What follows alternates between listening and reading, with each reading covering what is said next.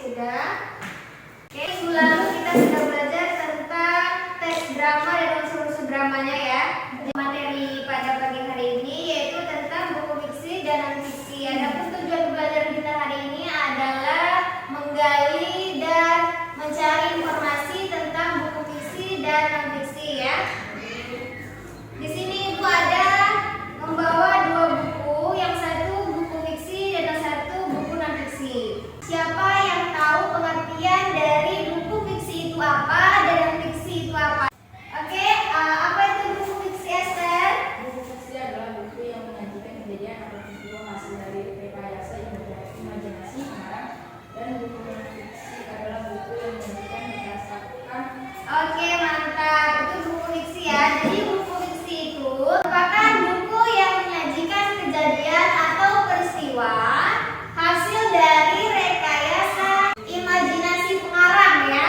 Jadi contoh-contoh buku fiksi itu ada apa saja dia?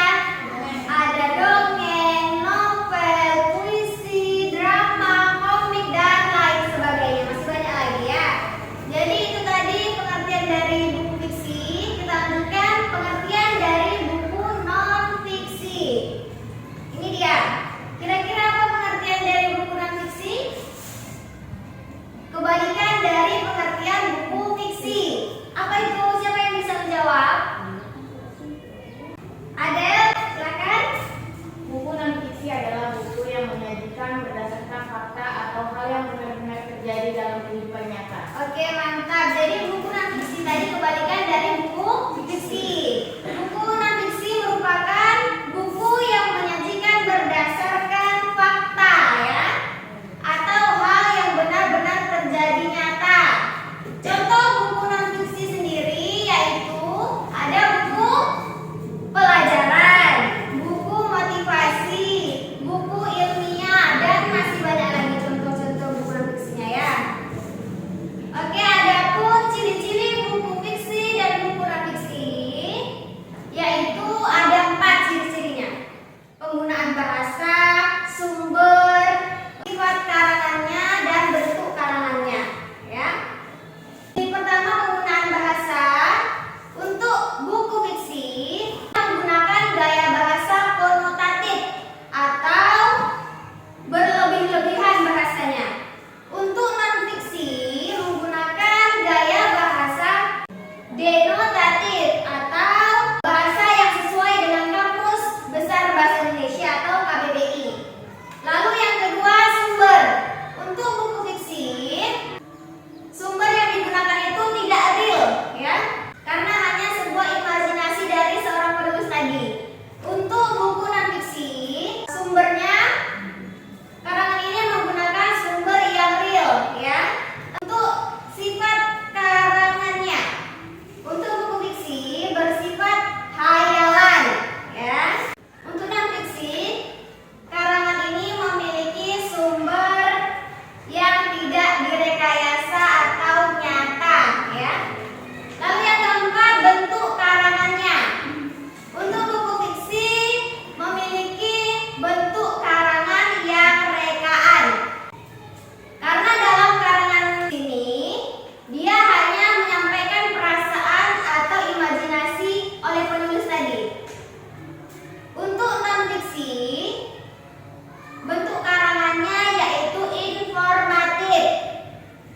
Karena data yang digunakan bisa berguna untuk yang membaca buku tersebut. Itu tadi ciri-ciri buku fiksi dan non-fiksi.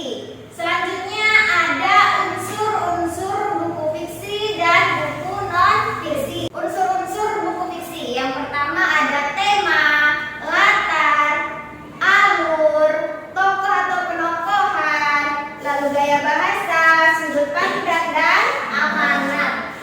Unsur-unsur buku non-fiksi. Yang pertama ada cover buku, ada rincian subbab buku, ada judul subbab, isi buku, cara menyampaikan isi buku, bahasa yang digunakan, lalu yang terakhir sistematika penulisannya. Itu unsur-unsur dari buku fiksi dan non-fiksi. Oke, dari pengertian buku fiksi dan non-fiksi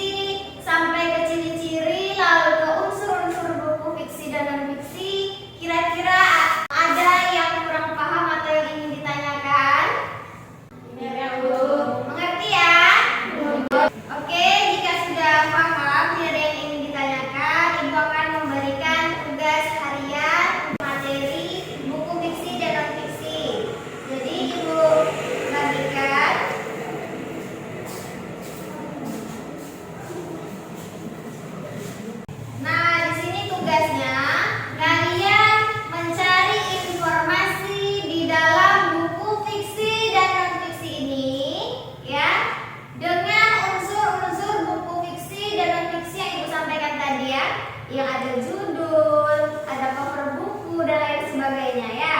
Silakan dicari.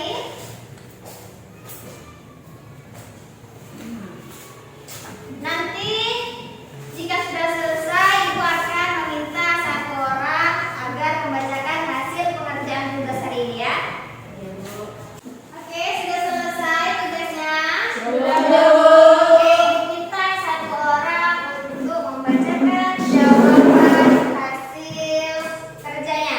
Silakan, siapa yang mau maju ke depan? Oke, boleh Putri.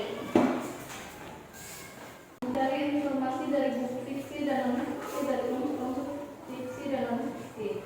Buku fiksi, judul Dinatan, pengarang Eriska Febrianti, penerbit Bits Media, jumlah halaman 120 halaman.